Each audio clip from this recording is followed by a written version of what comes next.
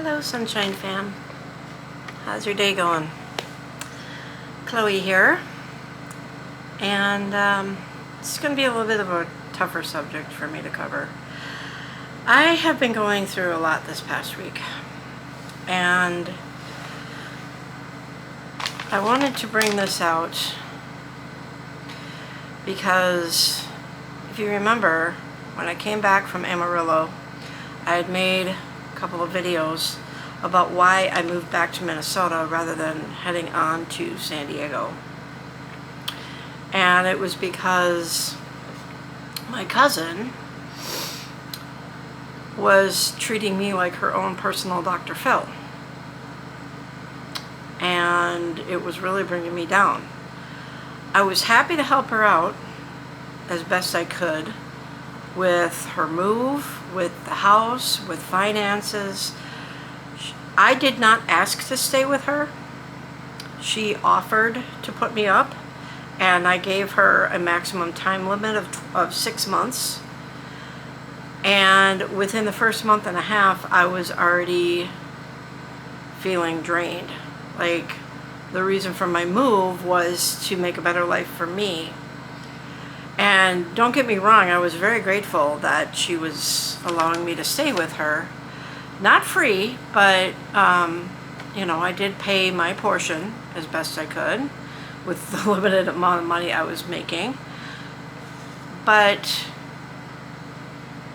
it's like my excitement for moving to San Diego kind of died within the first month and a half, and it just kept getting worse and worse and worse.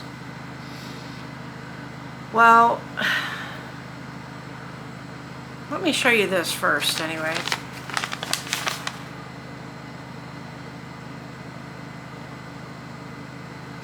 Yeah. So that's what I kind of want to talk about today.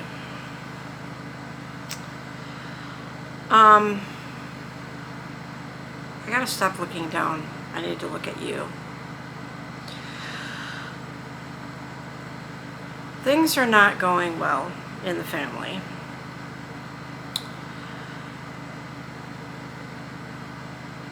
I don't know how much of this dirty laundry I really want to air out here, but not even a year ago, Silver Star got married. And now it appears that the marriage is over. Not because of anything Durfee Wolf did, but Silver Star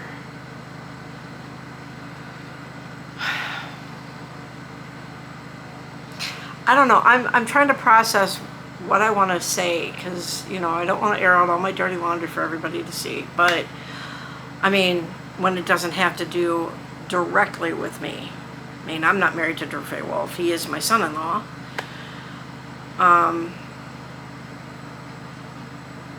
There has not been any meetings with lawyers at this point.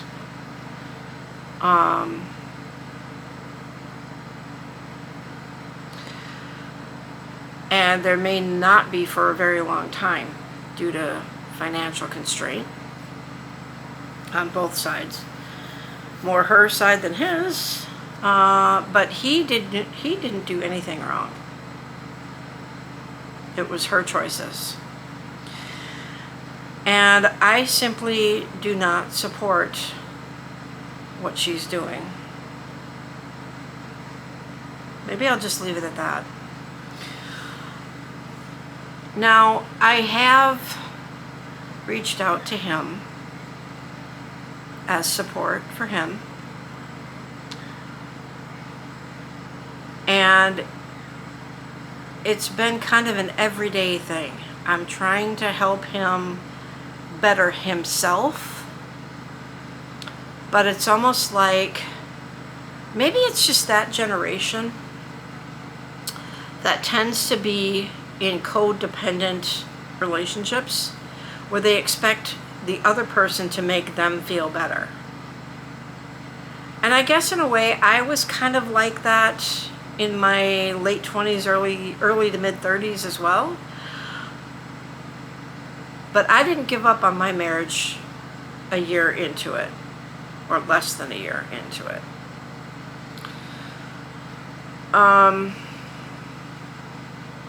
Either time, I should say, I fought very hard. The first time I was married for 9 years. The second time I was married for 7. And both marriages for me were very verbally abusive. The second marriage, as some of you may know if you've watched my videos along the way, was physically abusive. And when it got to the point where he sprained my wrist, I said enough is enough. Both of them killed my spirit early on. But, like the song goes, what doesn't kill you makes you stronger. So, that is why I'm single. Because I lost a lot of trust in people after my second marriage. And then I started, after I got divorced the second time, I know this started out being about Silver Star and Faye Wolf, but I wanted to talk a little bit about me today. After my second marriage, I took years to reevaluate my life and what I did to contribute to each relationship, not necessarily marriages, but relationships, because it wasn't just those two guys that I ever dated. I mean, we all date a number of times before we find what we thought is the right one. Sometimes we're lucky and we find the right one right off the bat, and we only date one person and it lasts forever. I don't know. I'm sure that that's probably very rare. But with me,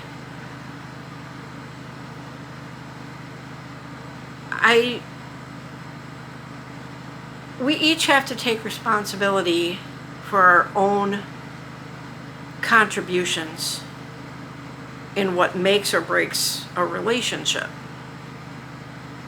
Whether it be family, friends, or loved ones, partners. So after my divorce from my second ex-husband, in 2008, I spent many years reevaluating my life, and on my days off and my time off, I went through every relationship I had ever been in, and I thought, it does take two people to make it work, or not make it work. And the thing is, with my relationships, most of them, I was kind of dependent on them to make me happy. Not saying that I didn't do things for the other person, which I did a lot, especially in friendships growing up, but not every relationship was my fault that it broke apart. I will admit that with Terry, the guy that I've been discussing in recent videos, getting off track just a little bit about him, I have not heard back from that person, whoever it may be, in comments. They comment on my video, I comment back, and I never hear back from them again. They keep claiming that they're emailing me, but I'm not getting any email. I check my inbox, I check my spam emails. I have 2 phone numbers for the Terry I knew, and I keep requesting that if it is that Terry, that they comment on my video the last 2 numbers of their phone number, but they never get back to me. So I'm going to give up on that Terry. If it's him, he'll reach out again and maybe we'll reconnect. But with him, when I was dating him, the reason I put it in quotes is because he lived in Illinois and I lived up here in Minnesota. So it wasn't really a dating relationship, because I always had to go down to Illinois to be with him, because he had been in the Gulf War and he had a doctor's note that said he could not leave the state because of his medical condition, because of being in Iraq in 91. So I always had to go down to see him. And then when he finally got cleared from that, he kept promising that he'd come to see me. Since 2008, the man has never stepped foot in the state that I have seen. He claims that he was here one time, never let me know that he was coming. He was staying in St. Paul. I guess he was visiting friends or something. But at that time, I was way up in Mahnomen, Minnesota at a Paracon. And he didn't let me know until after he got home. So I had I can't say yay or nay that he was actually here because I didn't see him. But he never came to see me. And I felt like I bent over backwards for him. And when he started getting pushy and wanted me to move down to Illinois to be with him, to be his caregiver, and leave my children for a second time, I asked him, why can't he just move up to be with me if he wanted to be with me so badly? Minnesota's a lot cheaper than Illinois. And he's like, well, I can't leave my kids and my grandkids. And I'm like, but you expect me to leave my children? So I said, enough is enough, and we broke things off. We stayed friends for a while, and then two, 3 years ago, we were on a phone call, and he was very irate at Walmart because apparently he ordered 3 little things and they couldn't get it right, and they were supposed to deliver it, and they never delivered the stuff that he ordered. And I had had enough of his attitude. So I said, you know what, that's it. And I hung up on him. I never talked to him again. That's why this Terry H., whoever it is, that's commenting on my videos, out of the blue, is confusing, because I'm pretty sure that's his email address or his YouTube account. But a lot of hacking is going on, and a lot of scammers are grabbing other people's information, whether it be on social media or YouTube or TikTok or whatever, and pretending they're somebody else. That's what I think is happening here. So with Terry, I feel like I didn't do anything wrong. I bent over backwards for him. And he wasn't willing to bend for me. So I broke things off with him. That's the only relationship I can think of that it wasn't my fault. So, but yeah, I mean, I don't know if I would say my second husband, ex-husband, was my fault. I mean, I did everything I could to make him happy, and he was out to please his mother. His motto was, what she doesn't know won't hurt me. We had to hide our engagement from her for several months. He surprised me one time by booking a hotel room at a 5-star hotel for us to spend the night. And when we went back to her house, because we lived with her, he was telling me in the short car ride home that I was supposed to lie to his mom about where we were. Now, keep in mind, the guy at the time was 30, in his 30s, still living with his mom. His mom did everything for him. She made his bed. She did his laundry, including washing, drying, ironing, folding, putting him away. Made his meals, cleaned up for him afterwards. Cleaned his room, cleaned his bathroom. And she said his contribution was all the outside stuff, mowing the lawn, shoveling the driveway, taking care of the house, if anything broke on the house, then that's what a husband does. Now, she wasn't married to my ex-husband's dad, when I first met him, because they had been divorced years prior. But it was like he was more married to his mother than he was to me. But when he sprained my wrist, I said, that's enough. And I left. We stayed friends for a while. And every now and again, his anger would show on the phone, or if he'd come up to see me or I went down to see him, his anger would show. And I thought, you know what? I don't need this negativity in my life. So I don't talk to him anymore either.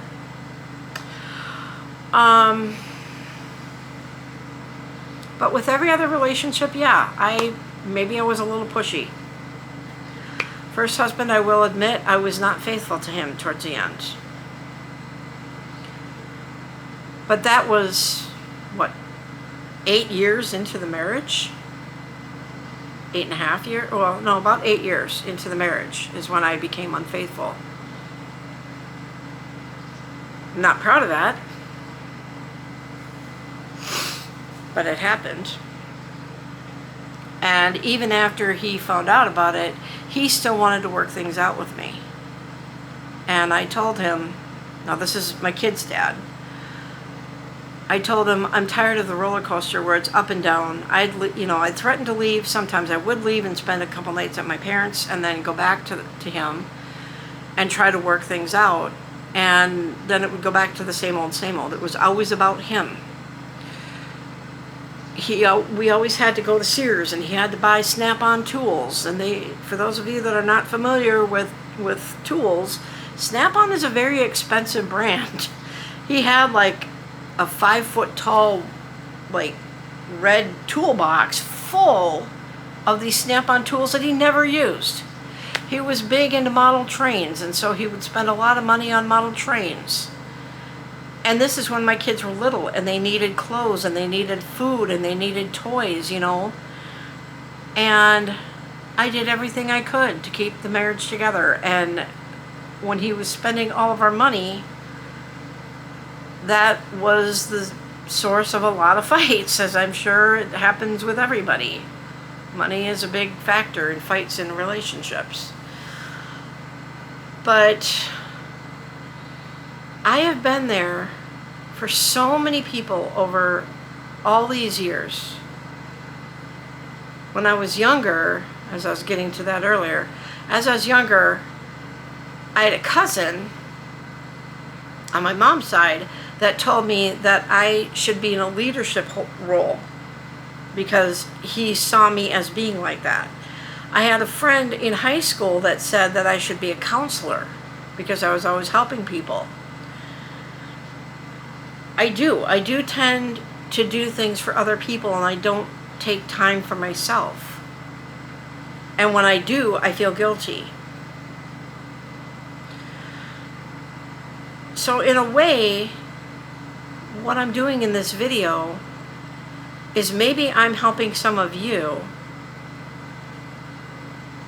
by talking about my issues, and maybe it's empowering you to stand up for yourself. Maybe you're in the same kind of situation I'm in, where you're there for everybody else, but when you need help, everybody throws you to the wolves and, oh, I don't have time for that.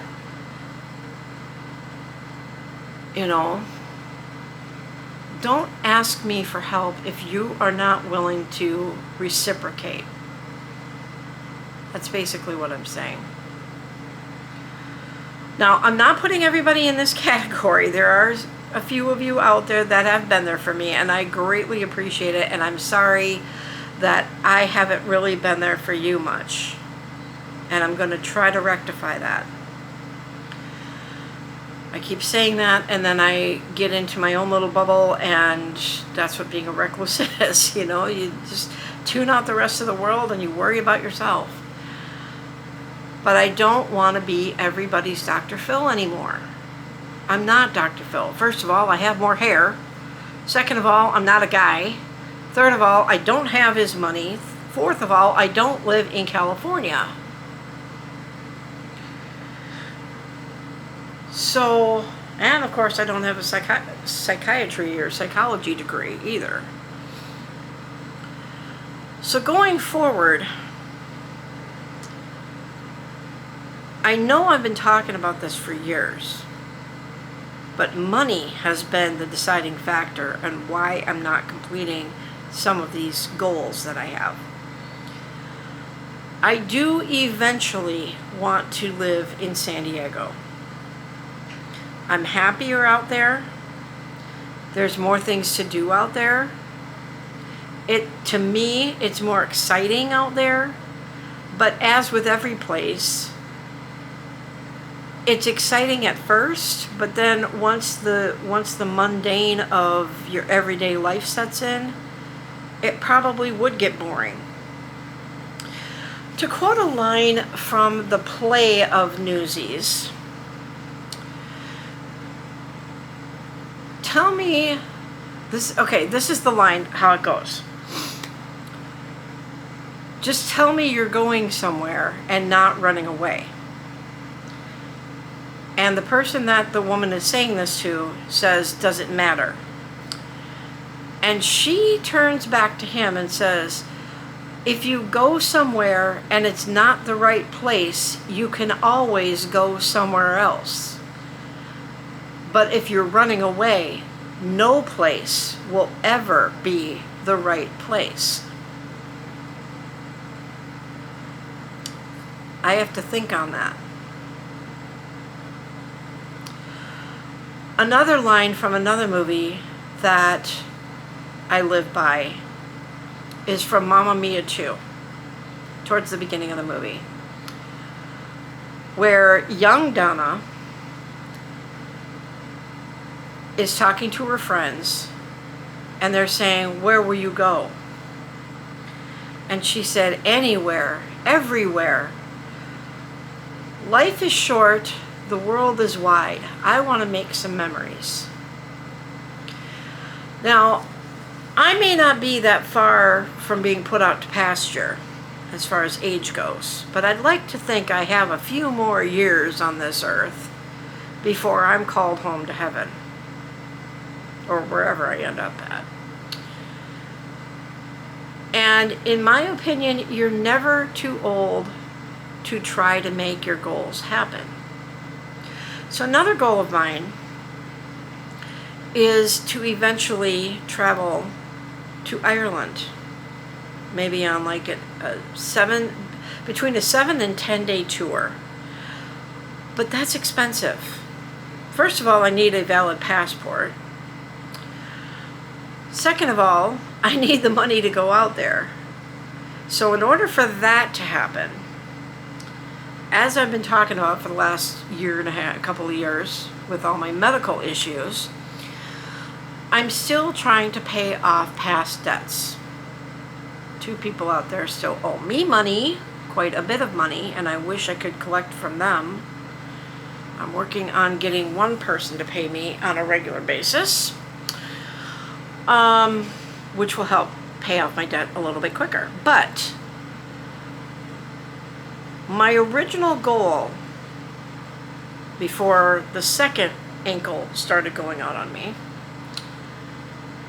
was that I was going to have all of these bills paid off by this month, July.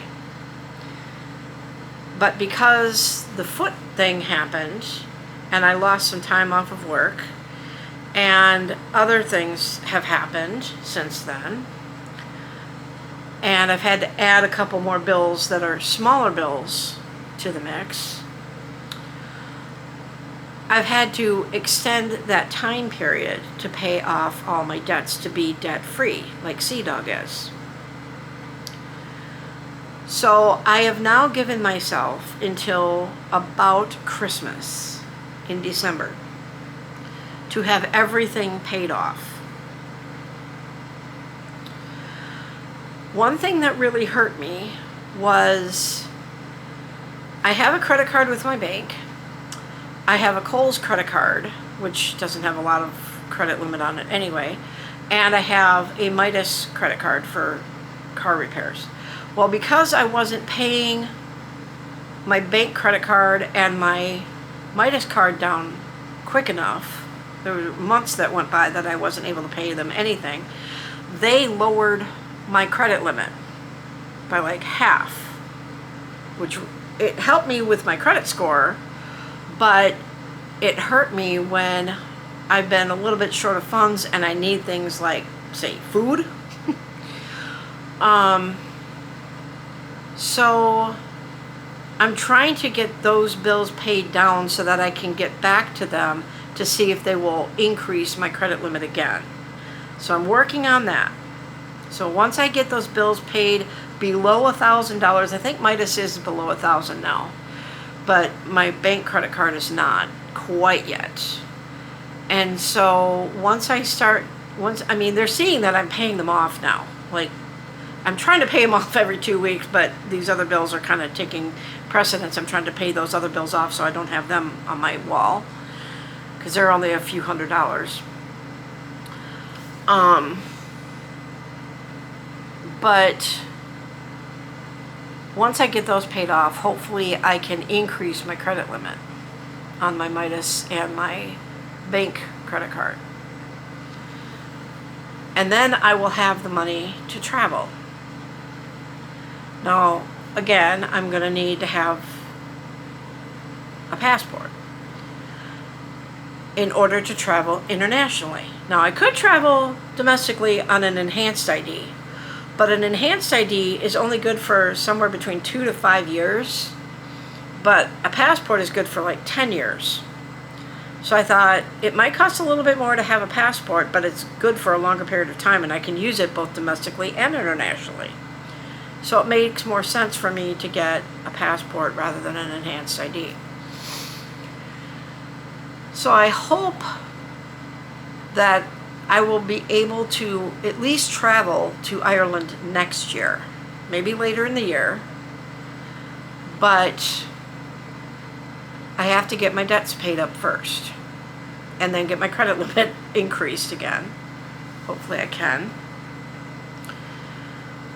Another goal of mine that I've been kind of noodling about, and thanks to Sea Dog for this one, is that maybe I want to move back into a house again instead of being in an apartment. Not that I mind the place I'm at, but it would be nice if I could, number one, have a dog, number two, have a yard, and number three, have a place of my own.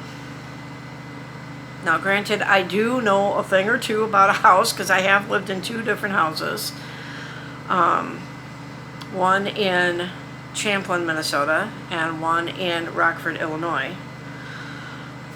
But I haven't lived in a house since 2008. And so I understand I'd have to pay all the taxes on it. I'd have to pay all the utilities. I'd have to take care of all the things that break on the house, which can be quite pricey. I get that. So it would be more expensive, really, to live in a house than it is in an apartment. So I'm still kind of on the fence about that. But those are the 3 major things I really want to do. 1, move to San Diego. 2, travel to Ireland. And 3, maybe get a house.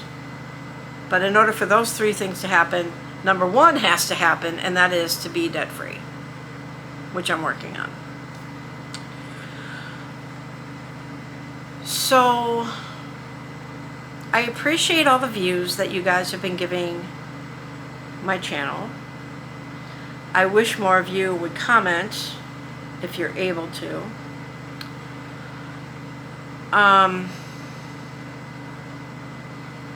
But I do appreciate the views. I really do. But I'm not making any money doing this. It's just something fun I do on the side. And I'm not looking to make any money. But a few more subscribers would be nice. I've kind of plateaued at just over 300, 320. I've been at for quite a while. So please tell your friends about me. And hopefully I can get more subscribers and more views and more comments. And, you know, you can go back and watch some of my older videos too. I've made about that many. I've made about 320 videos now in the last, I don't know how many years it's been. Over 10 years, I think. Because I think I started it I think I started my channel in like 2014 or something. Somewhere along those lines. Some of my videos are older than that, but that's because I didn't have YouTube when I made the videos. So, anyway, I'm going to cut this off now. The only other thing I'm going to say, I know, I'm famous for this, aren't I? Is that a couple of YouTube channels that I follow but are not subscribed to, that I didn't mention in my last video, is one that's called EWU, E-W-U, Body Cam, I think it's called, at EWU Body Cam, and another one is called, I think, Law and Crime, or Crime and Law, or something like that. It's like body camera, like police body cam footage of crimes that have happened. So I've been watching a lot of those. Not subscribed to them, but I do watch them quite a bit. Some of them are quite disturbing, but I do watch some of those videos and stuff like that. So those are two people that I didn't mention in my last video.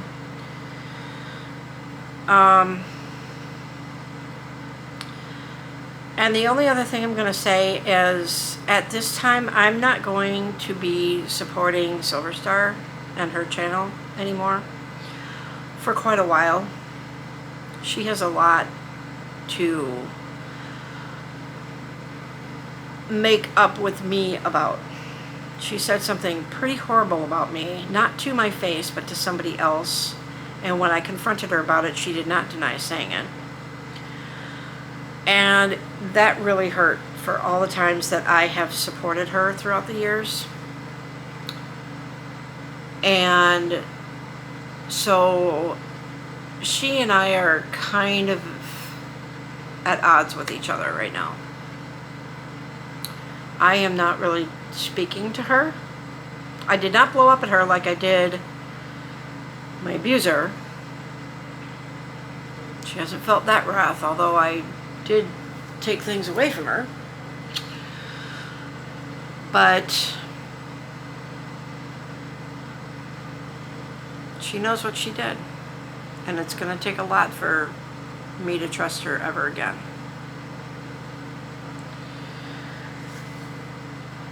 Excuse me. So with that, I'm going to go. And I'm just going to leave you with, I hope you have a sunny day. Thank you for joining me today. And remember,